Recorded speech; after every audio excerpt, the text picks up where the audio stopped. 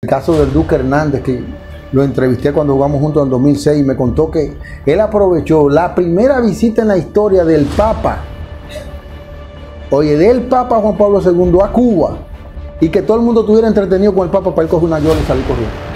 ¡Wow! Para que tú veas cómo son las cosas.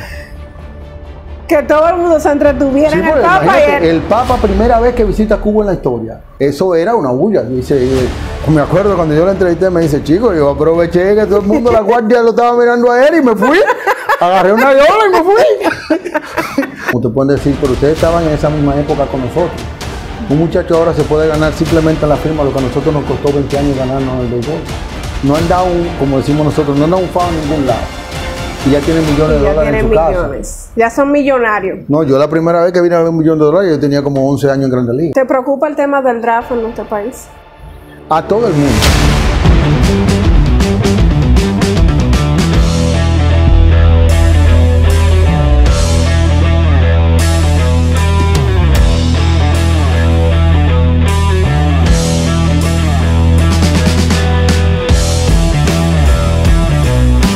Bendiciones, Merari Roca les acompaña y hoy el segmento Desde Casa se viste de pelota, se viste de poesía y se viste de la ley. Y hoy tenemos nada más y nada menos a un ex Grandes Ligas que le dicen el poeta. ¿Ustedes saben de quién les hablo? Miguel Batista. Gracias, Miguel. No, gracias a ti, un placer estar acá contigo. Qué bueno. ¿Por qué el poeta? Bueno, mira, ese seudónimo me lo puso Daniel Aquino cuando era el dueño de los Leones del Escogido.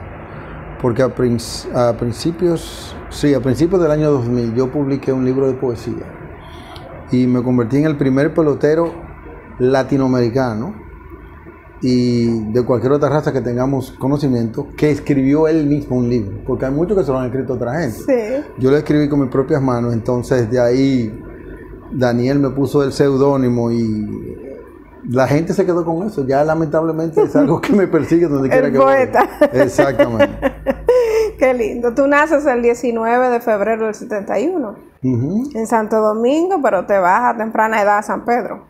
Sí, mi mamá salió de aquí a principios de los 70 a estudiar a la UCE y se llevó a sus dos muchachitos, se acaba de separar de mi papá. Y yo soy un hijo adoptivo de la serie 23. Qué bueno. ¿Cómo tú recuerdas tu infancia en San Pedro? Es una infancia interesante. Yo crecí entre los cañaverales, entre varios haitianos, andando aquí y allá. Luego nos mudamos del Batey donde vivíamos al Ingenio Porvenir. Viví también en el centro de la ciudad. Al principio, cuando mi mamá se mudó, vivíamos en la calle Independencia. Pero luego entonces nos fuimos, cuando mi mamá se casó con mi padrastro, nos fuimos cerca del Ingenio. Mi padrastro era supervisor de compra del Ingenio. Y ahí tuve una infancia muy interesante. Era de esos tiempos donde todavía tú podías mandar a los niños a jugar y duraban horas muertas y aparecían cuando se estaba yendo el sol. Y tú no tenías ese tipo de preocupación. Y tuve una infancia muy sana, muy interesante, donde todavía nuestro país podía ofrecer muchas cosas, y una de esas era la seguridad del ciudadano, poder dejar sus hijos crecer libremente en el barrio. Todo el mundo te conocía, los vecinos eran como tus tíos, si te veían donde no era te mandaban para tu casa y te daban una pela. Sí. Y era más hermandad de lo que podemos ver en este tiempo, eso sí. Qué bueno. ¿Cómo tú empiezas el deporte, a jugar béisbol? ¿Te gustó el béisbol siempre o había otro deporte? Mira, yo en eso he sido quizá extraño. Yo lo primero que practiqué fue taekwondo. Después de ahí yo hice gimnasia olímpica. Ese era mi deporte. Yo hice gimnasia olímpica. Luego pasé al baloncesto, que nuestro ministro de deporte, Jay Payano, llegó a ser mi manager una vez en San Pedro. Y una vez jugando baloncesto me partieron ese dedo y no pude pichar. Y mi mamá me dijo que no iba a jugar baloncesto jamás.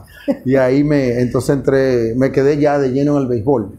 Pero el béisbol en Dominicana para finales de los 80 era la música del momento. Todo el mundo quería ser peloteros. Teníamos jugadores que estaban haciendo nombre. Ya venía la segunda ola de jugadores dominicanos después de Felipe Rojas Aló, Juan Marichal. Entonces empezó Pedro Guerrero. a ser nuestro primer MVP en la Serie Mundial y venían otros nombres como José Rijo. Y eso era lo que uno los veía en la calle, eran los héroes de uno y tú decías, pero mira, esto es que yo vi en televisión. Y los muchachos entonces tenían ese deseo de seguirle sus pasos porque no eran personas ficticias, eran personas que tú las veías todos los años que venían. Y yo empecé a jugar pelota, pero en realidad quien me puso a mí dentro del juego fue un vecino que tenía al frente, que él practicaba pelota, luego lo firmaron los Orioles, era catcher de los Orioles, Israel Frías. Y él un día me dijo que fuéramos al play, me dio guantes, zapatillas, me puso a pichar también, porque yo no pichaba, yo era outfield.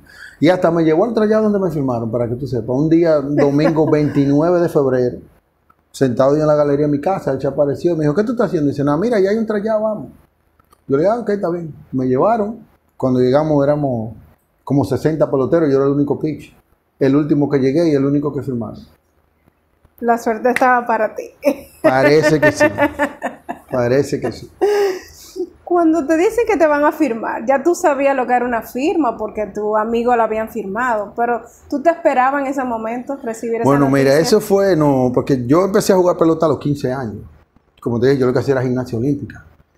Y muchos muchachos en el barrio se sorprendieron porque a mí me decían el muerto, era en el barrio, que firmaron al muerto. Yo voy a ver si es verdad. Pero fue un problema con mi mamá, porque mi mamá no quería que yo dejara la universidad. Yo era de la primera promoción de turismo de la Universidad Central del Este. Wow. Yo me gradué a finales del 86, principio del 87, y tuve que esperar casi un año para que dieran esa carrera, porque era la primera vez que se daba. Entonces, cuando eso de Cameron y el turismo estaba en su apogeo, Sí. y era la carrera que mi mamá y yo habíamos dialogado para poder enrolarme en la universidad.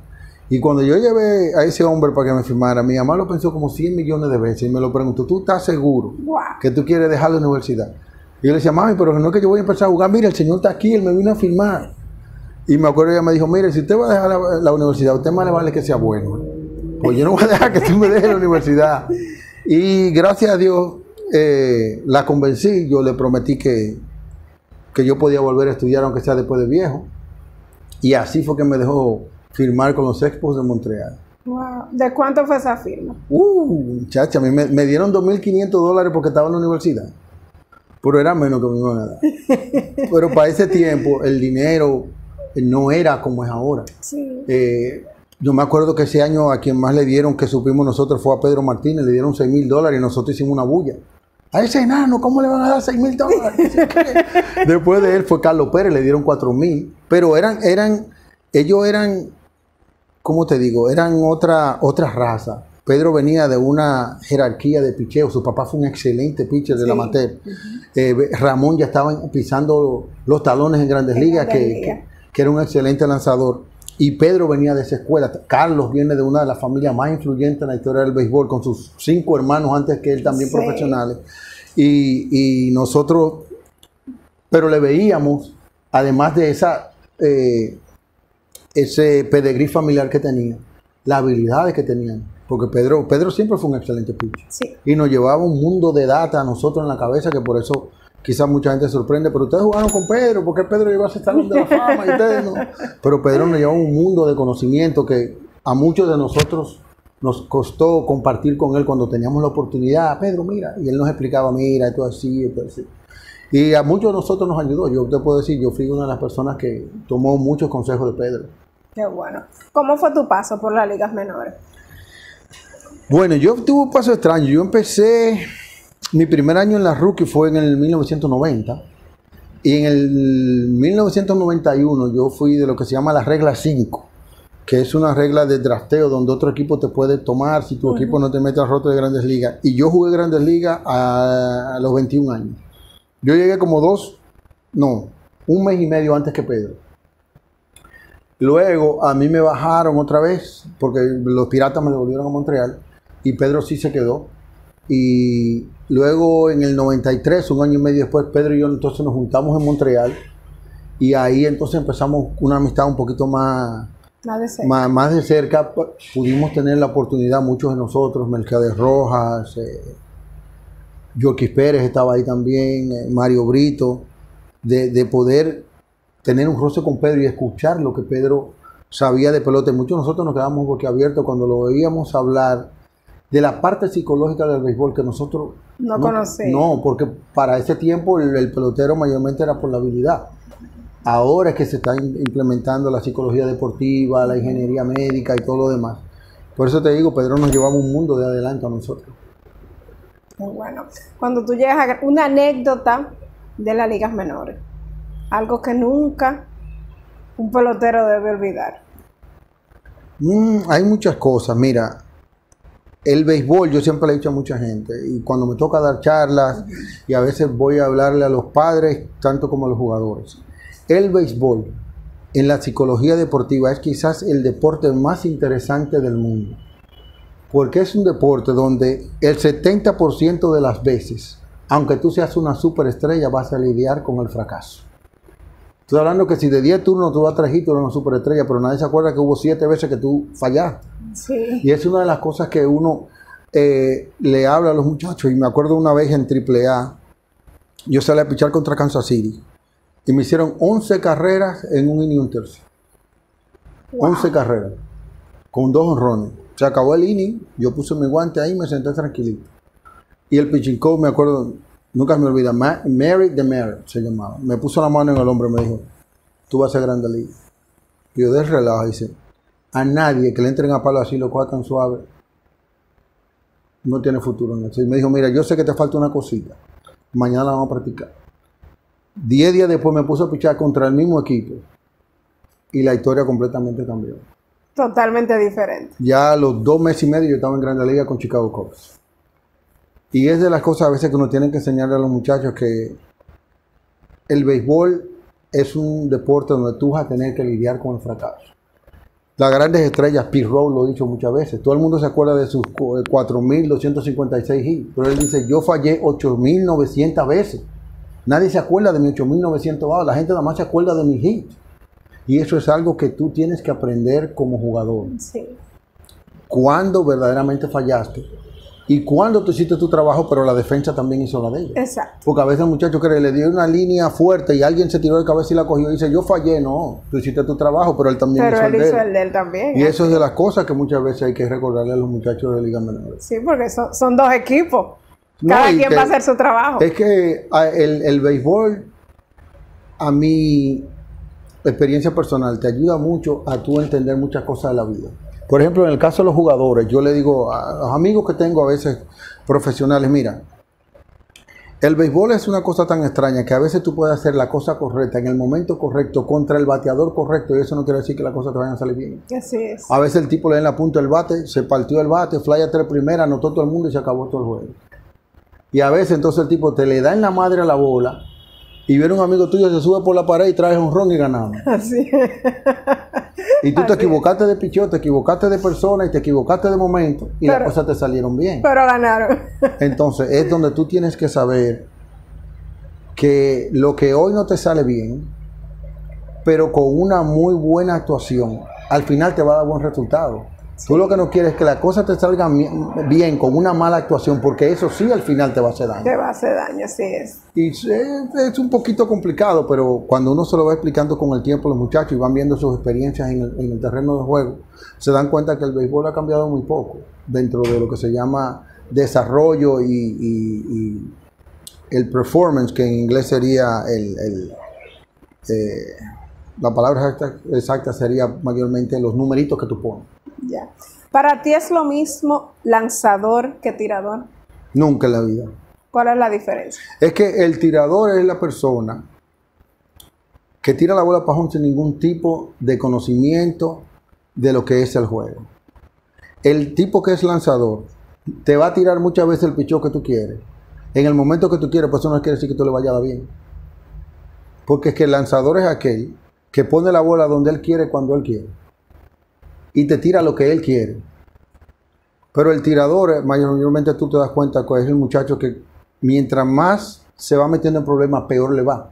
Le hacen 1, 2, 3, 4, 5. Es lo que nosotros en béisbol profesional llamamos la hemorragia. No sabe parar la hemorragia, entonces se desangra y hay que sacarlo, porque si no vamos a perder el juego.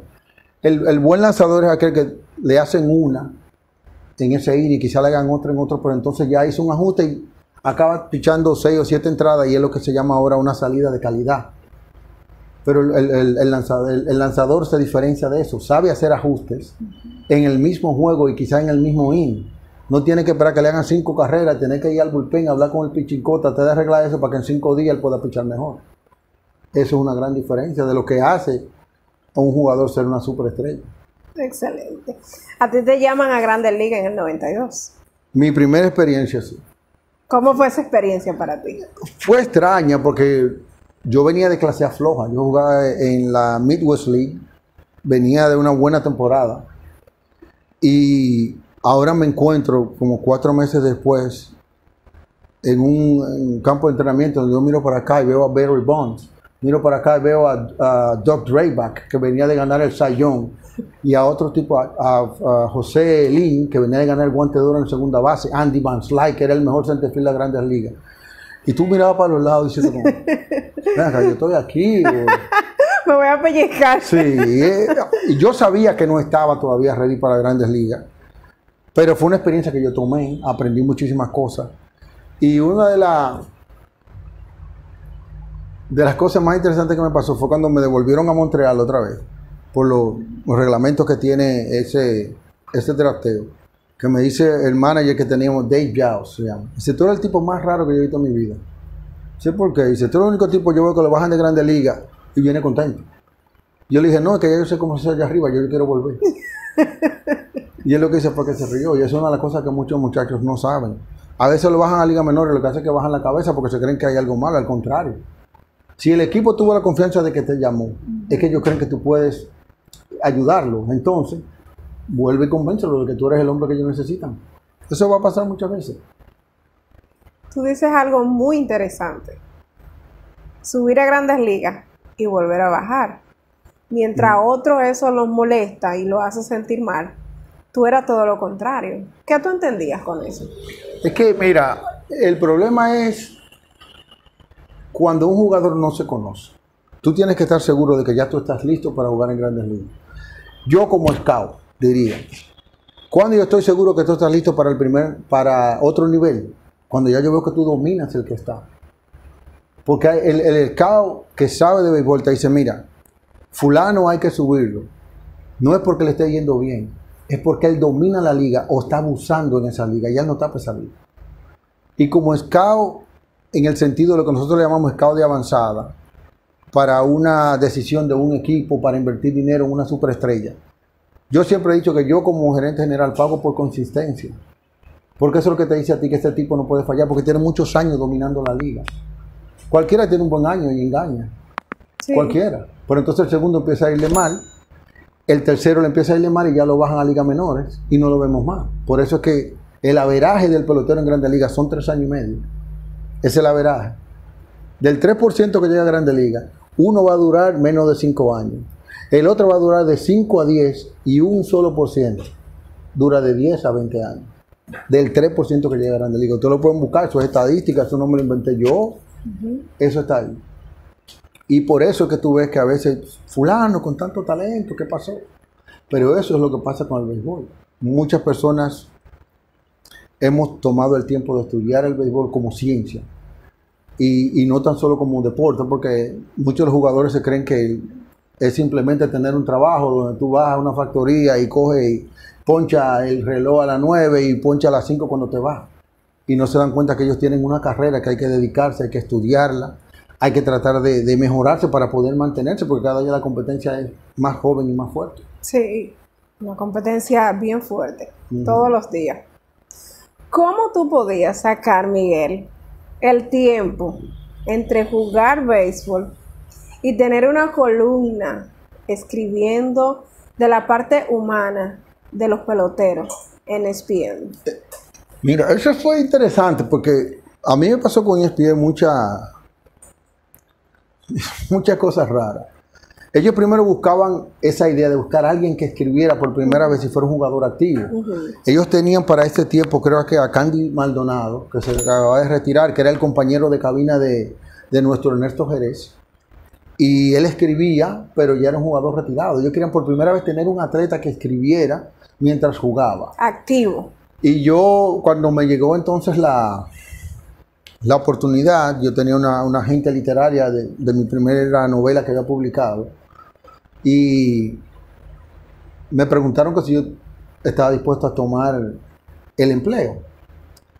Entonces ahí fue donde yo le dije, mira, es que yo no quiero hablar de lo mismo, fulano está yendo mal, yo quiero hablar de lo que la gente nos pregunta a los jugadores y de lo que yo sé que ellos quieren saber del jugador. Entonces yo empecé a hablar del hombre detrás del uniforme, del que la gente no conocía. Y yo le conté anécdotas de lo que pasaban los jugadores, cosas que la gente nunca se esperaba, cosas de, ¿cómo te digo? El ser humano que tú puedes encontrar y que la gente se quedaba sorprendido, porque la gente se cree que uno está dentro de esa sombrilla de privilegios que deja la MLB, pero eso no es un ser humano. Y que no pasa trabajo. Que no tiene problemas familiares. Mira, yo conté una vez la historia de un jugador que se ponchó y era una superestrella y la gente lo estaba buchando porque el equipo estaba por clasificar y él se sentó en el dogado, puso su casco tranquilito. Y los compañeros que sabían lo que le estaba pasando, a mí me le ponían la mano. Ese tipo estaba tratando de hacer su trabajo cuando su hijo estaba en emergencia, que lo estaban operando, que se iba a morir. Y él no estaba en el hospital con su niño de 5 años. Wow. Él estaba ahí tratando de jugar, porque su equipo lo necesitaba. Wow. Y son cosas que a veces no salen en el periódico, se le escapan al lente de la cámara. Pero es un ser humano que está tratando de hacer un trabajo. Sí. Bajo una presión que deja el deporte, pero tu cabeza y tu corazón están en otro sitio. Están en otro lugar.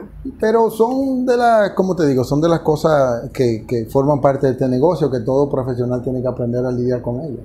Así es. ¿Cómo tú, jugando béisbol, también eres escritor? O sea, esa combinación, ¿cómo se da? Lo que pasa, ¿cómo te digo? Yo le digo a la gente, yo escribía como ser humano, yo no escribía como jugador. Lo que pasa es que yo tampoco era muy tradicionalista en ese sentido. Yo no hacía lo que los otros jugadores hacían porque eso es lo que se hace. Yo hacía lo que me llamaba la curiosidad. Yo empecé a escribir desde que estaba en el liceo. Era un tipo con una personalidad media solitaria.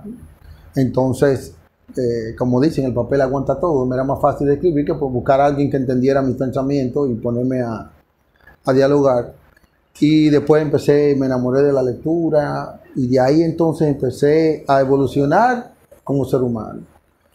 Pero cuando me llegó esa oportunidad, fue la primera vez que yo escribí sobre béisbol. Hablaba de lo que nosotros los jugadores veíamos.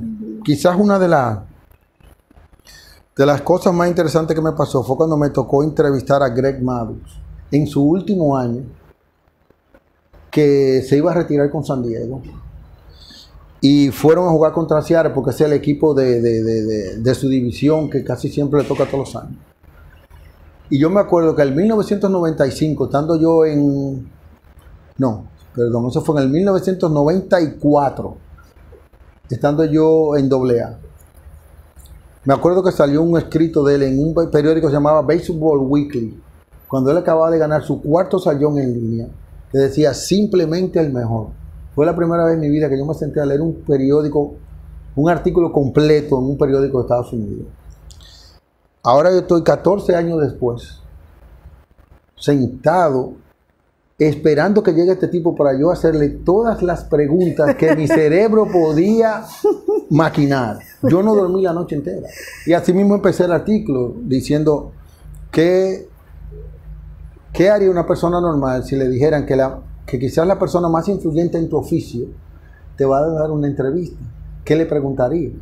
Y yo pasé la noche entera escribiendo todas las preguntas que le podía hacer a este tipo, que a todo el mundo le llamaba el profesor, porque revolucionó la pelota en los años 90 y le quitó a mucha gente la ideología de que solamente el pitcher que tiraba duro como Nolan Ryan podía ser dominante.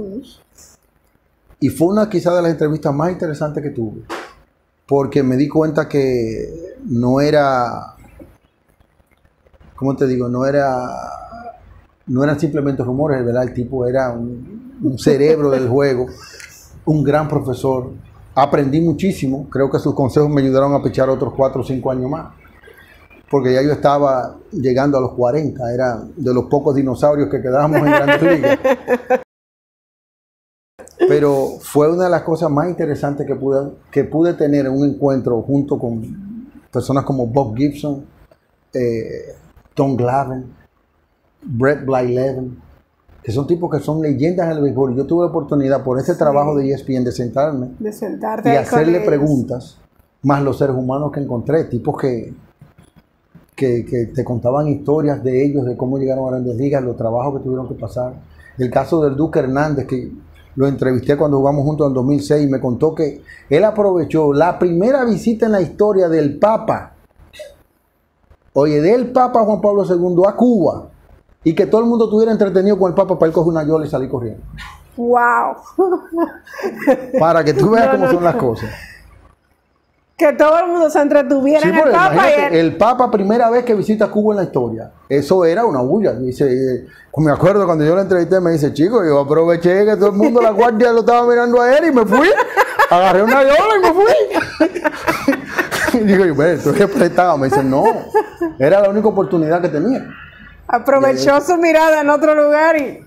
Que toda la Guardia Nacional, todo el mundo había que asegurar la presencia del Papa, y él se fue ese día y mira el atleta que llegó a tener las Grandes Ligas. Así es. Y son de las cosas que a veces tú entrevistando, porque tú como periodista a veces tienes la gracia del destino, que te encuentras una persona que cuando se termina la entrevista ya no la miras de la misma forma. Sí. Hay personas, por ejemplo, entrevisté una vez, a Bobby Cox.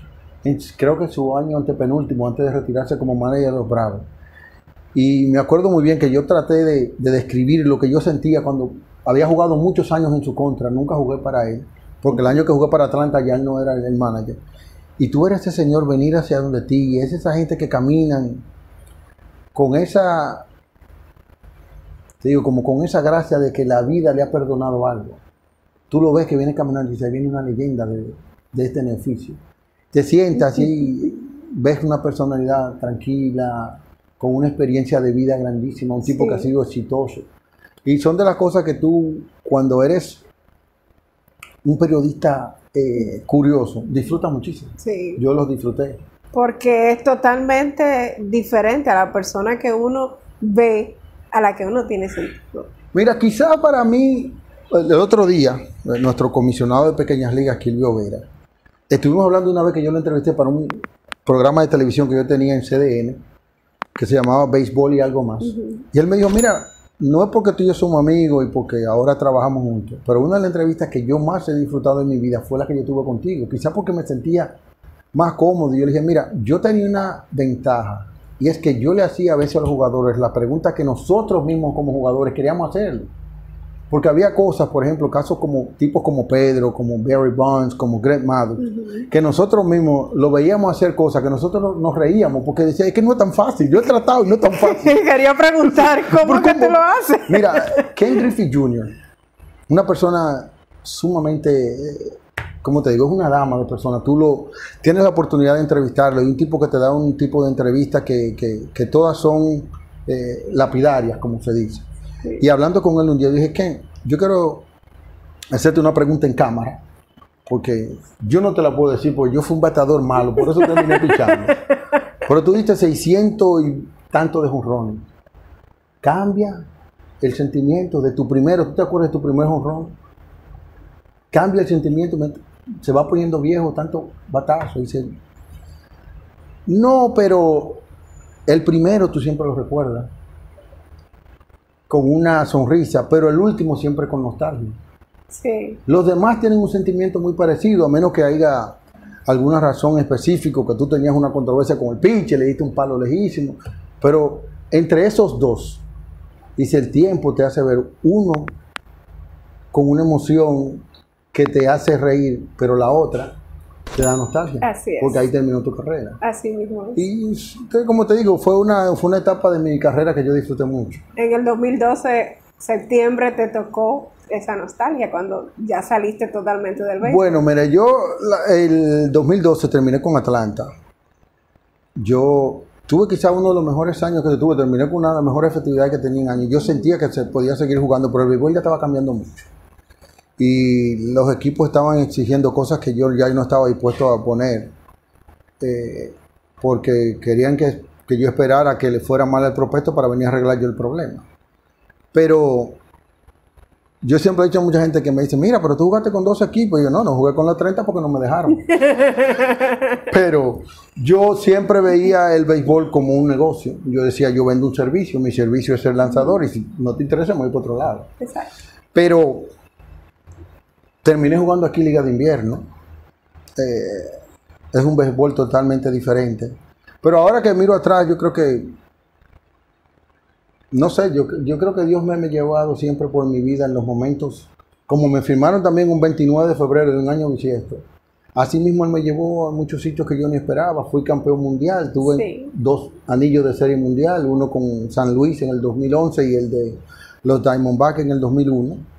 Y así mismo terminé quizás con uno de los récords más interesantes de la historia del béisbol, que nadie nunca le ha prestado atención, solamente yo, pero me sentí satisfecho. Y hasta ahora yo no he encontrado un swingman, que es como se le llama al trabajo que yo hacía, que abre, cierra, que haya pichado casi 2.000 entradas en la Grandes Ligas. El que más se me acerca es Ramiro Mendoza, pichó 800. Y yo le llevo un sinnúmero de juegos ganados también. Sí. O sea que yo disfruté mucho mi carrera, aprendí mucho, conocí mucha gente interesante. Igual que todo el mundo pasé muchos momentos malos, muchos momentos buenos, pero gracias a Dios aprendí a ganarme la vida. Así es. Y a sustentar a mi familia, me hice de un nombre y disfruté lo más que pude, mientras pude, Así es. los beneficios del béisbol. Momento difícil que tú recuerdes de tu carrera, que tú digas, wow, si pudiera tener la oportunidad de que me llegue el momento y pasar esa etapa, lo hiciera. Mira, Pirro dijo una vez que él pasaría por el medio del infierno rociado con gasolina si le dieran la oportunidad otra vez de jugar béisbol. Yo no sería tan drástico, pero te digo que los muchachos de ahora no saben la ventaja que tienen. Hay muchachos de ahora que quizás los grandes veteranos como Juan Marichal, Jerónimo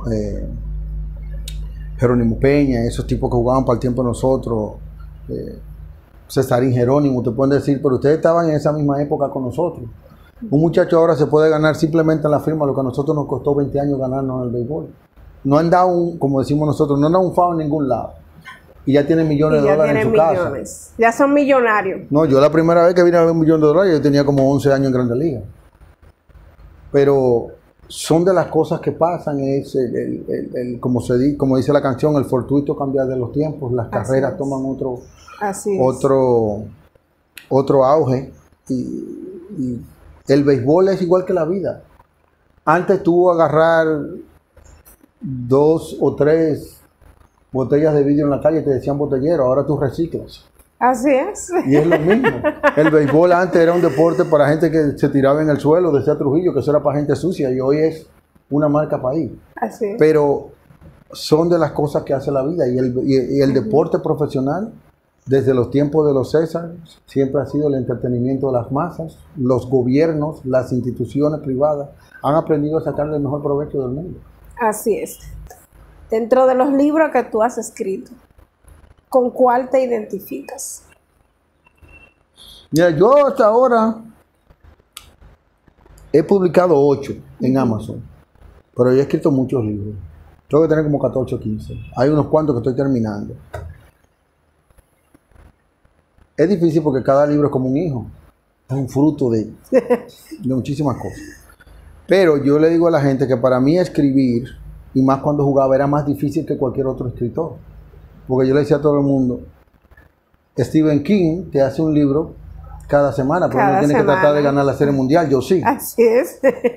Y yo tenía que durar años en estudio para hacer. Pero quizá mi primera novela que yo escribí, que se llama Ante los ojos de la ley, es uno de los libros que más significado tiene para mí, porque fue donde yo empecé a dejar salir mi imaginación en cuanto a las novelas de ficción, porque antes lo que yo había publicado era poesía.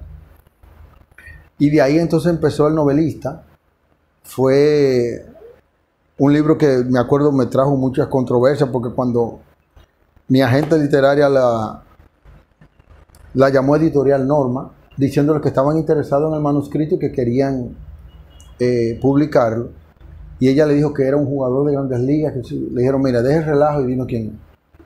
Y le dijo, no, es verdad, un jugador de Grandes Ligas, un pelotero dominicano. Y dice, no, mira, esto es negocio, esto no es relajo. Porque Editorial Norma le publicaba a Gabriel García Márquez. Sí, claro. Y aquí había gente dominicana que decía, él se lo publicaron porque era pelotero, que sí. Y me acuerdo que el día que hicimos el lanzamiento de la novela aquí en Santo Domingo, el director de Latinoamérica de Norma me jaló para un lado y me dijo, mira, dime la verdad, ¿quién fue que escribió el libro? Y digo, pero vea, ¿qué parte de que fui yo que usted no entiende? Y a veces cuando empezaba a dar entrevistas, la gente me decía, mira, pero en tu libro esto, y yo le decía, mira, eso en la página tal, está pasando esto, y dice, pero tú te lo sabes. Y yo, pero yo fui que lo escribí. ¿Por qué que la gente no me cree? Pero era de los fantasmas que había que ir matando en el transcurso de yo convertirme en escritor. Porque era como muy lejos de jugar béisbol a ser escritor. Son dos plumas como muy diferentes. Pero fue la primera vez que yo me autoexpuse ante la gente sobre lo que muchas veces pasaba sobre mi cabeza en cuanto a los cuestionamientos de la ley, porque ESPN vino después. Yo publiqué la novela en el 2001, de ahí entonces vino la curiosidad de ESPN en el 2005, yo empecé a escribir con ellos, escribí hasta el 2009, creo como 350 artículos escribí para ESPN, y entonces ya vino el conocimiento de la gente que yo escribía. ¿Te preocupa el tema del draft en nuestro país? A todo el mundo. Es que el draft tiene muchas limitaciones dentro de lo que es la sociedad dominicana y la otra sociedad internacional que ellos quieren unir para un solo draft mundial. Ellos tienen el draft doméstico que cubre Puerto Rico, Canadá y Estados Unidos. Entonces, ¿cómo tú vas a draftear los dominicanos cuando los otros de alguna parte de Latinoamérica y los orientales tienen condiciones diferentes? Por ejemplo, los cubanos no pueden ser drafteados de Cuba. Tampoco lo puede firmar como un ciudadano de otro país porque tienen una condición política, lo cual también los trae a una condición diferente al momento de negociar. Entonces están los orientales, que son personas que se ven del mismo modo que se ve dentro del derecho laboral. Son empleados de una compañía donde tú tienes que comprarle el derecho al empleador y luego entonces sentarte a hablar con el empleado a ver por cuánto él quiere trabajar para ti, lo cual no pasa con el dominicano. Entonces habría que ver dentro de esas condiciones laborales cómo ellos van a tratar de poner a todo el mundo dentro de la misma bolsa, porque entonces se crearía lo que en derecho se llama discriminación laboral. Así es. Entonces ya ahí eso levantaría una nube de polvo que terminaría en un problema inmenso. No se sabe en qué terminaríamos al final. Sí, es un poquito más complicado de lo que la gente se cree. Así es. ¿Tus proyectos ahora que estás trabajando? Bueno, mira, en el momento yo estoy tratando de terminar una maestría que estoy haciendo sobre Derecho Procesal Penal. Voy también a coger tengo ya que coger unos cursos tengo unos diplomados de Derecho Constitucional. Estoy trabajando con el comisionado de Pequeñas Ligas, Kilvio Veras, que ha sido una innovación del presidente Luis Abinader, que por primera vez se está viendo en nuestro país que se dedique a velar por estos niños, y estamos entonces atando cabos sueltos, estamos empezando a formar la telaraña dentro de las bases legales más las instituciones del Estado que pueden venir a ayudar para la protección de los derechos, no tan solo fundamentales, sino de los derechos civiles de los niños dominicanos que practican el béisbol, porque es la única jurisdicción que tenemos. Tenemos otras instituciones como el FEDOBE, la Federación Dominicana de Béisbol, el mismo Ministerio de Deportes, la figura del comisionado de béisbol, que es Junior Novoa, que es para nosotros la línea gris entre el profesionalismo y el amateur. Entonces, aquí estamos nosotros, que es algo interesante porque hemos tenido mucha gente que nos ha llamado, se ha acercado, diciendo que tienen deseos de ayudar y en qué pueden ayudar para verdaderamente mejorar las condiciones del niño dominicano que está detrás de este sueño de nuestra marca país, que es el béisbol profesional. Qué bueno. Miguel, así mismo yo quiero que tú me le des un consejo a toda esa audiencia que siempre está pendiente de los peloteros que nosotros entrevistamos, de los Grandes Ligas, de los que no pudieron llegar por alguna razón.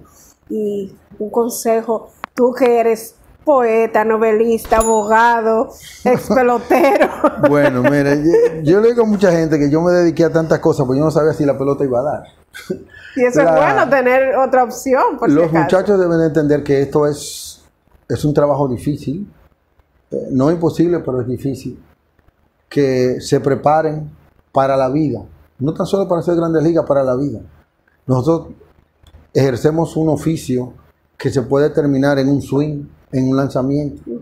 Ahí puede terminar tu carrera. No tan solo en el desarrollo, a veces tú puedes ser un gran jugador. Sí. Un lanzamiento, se te partió el brazo, vas corriendo a primera, te lastimas y ahí se fue tu carrera. Entonces, ¿ahora qué? Y yo te voy a decir, quizás la mejor anécdota que hemos escuchado de un jugador que se preparaba para la vida, nos la dio Moisés Salou en el 2006, cuando estábamos en el Clásico. Era el primer núcleo de grandes jugadores dominicanos que habían puesto para el Clásico. Y me acuerdo que él hizo una reunión y estuvimos hablando y él le dijo, le voy a decir algo, ya yo tengo 40 años, me voy a retirar, qué sé yo qué. Y dijo, pero piensen en esto, yo quizás sea un viejo ya para el béisbol, pero soy joven para ser millonario. Yo me voy a dedicar a mi vida y a ser un profesional. Y gracias a Dios hemos tenido una persona que fuera del terreno ha dado también una cualidad. Y eso me llegó mucho. Yo lo pensé y dije, es cierto, hay que prepararse para la vida porque tú nunca sabes. Yo he visto jugadores que han estado pichando y le dan una línea en la cabeza y ya el año que viene no saben ni dónde está. Exacto. Entonces, el jugador debe pensar como ser humano. Tú tienes el privilegio de jugar béisbol, aprovéchalo. Dedícate al béisbol mientras estés en el béisbol, pero prepárate para la vida, porque cuando se acabe el bate y la pelota, entonces ¿qué? Ahí empiezas a vivir nuevamente. Exactamente. Bueno, Miguel, 1.000.000 de gracias, de verdad, a usted. por darnos este espacio entre tu agenda y así poder compartir con nosotros. No, gracias a ustedes y un placer. Gracias de verdad a ustedes por mantenerse ahí en sintonía con nosotros. Recuerden seguirnos en nuestro canal de YouTube, Facebook, Instagram, Fundación Martín Cabrera. Recuerde que este es su segmento desde casa. Merari Roque se despide, agradecida de cada uno de ustedes. Hasta una próxima y bendiciones.